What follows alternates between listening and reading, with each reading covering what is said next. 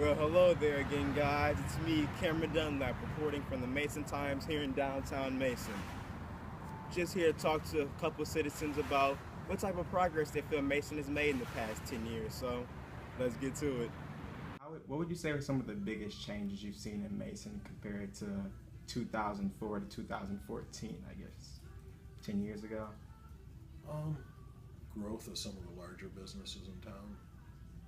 Okay. Dart added a lot of jobs. Gestamp added a lot of jobs. H&H added jobs.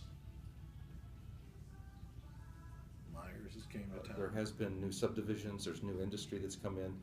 Dart Corporation has added significant warehouse and office space where they're bringing in people that are consolidating Dart and Solo. We're probably all familiar with the red Solo cups. Yeah. And so but that's big industry, you know, when you think of it in terms of nationwide and worldwide, and very competitive as well. Well, that has now brought in more people, which, you know, they need a place to live. They need a place to work, of course. And as they find a place to work, they need a place to live. And so we're one of those communities that provides housing and services for people to live, whether it's Dart Corporation, Jackson National Life And Insurance. they have been working on all the businesses downtown, and it has been within the last 10 years that they've got them. A lot of them repainted, and then apartments up above the stores that have been This looks more redone. modern. So it's just been cleaned up a little bit, and gotten the storefronts or the building fronts in better shape. You get more. I'm trying to come up with the right words here. You got new businesses coming in, providing new infrastructure like Myers, and some of the older kind of traditional stores like Fell Posh in those areas kind of left. So you kind of have some new businesses coming in and representing kind of a bigger market.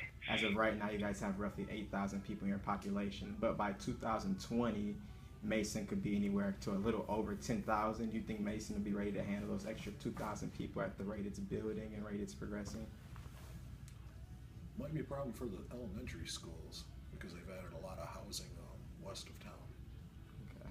Subdivisions, and a lot of those are young families, and there'll be kids adding to the schools.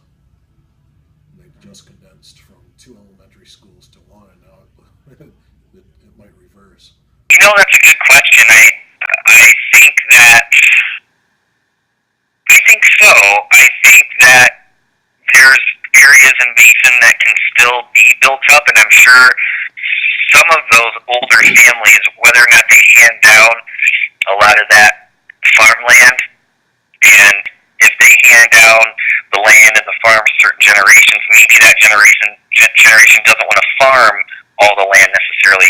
So that land gets developed maybe for small housing subdivisions, right? I think pretty well. We're in a pretty good place in terms of our infrastructure, but it needs to continue to be worked on in terms of how we finance some of that.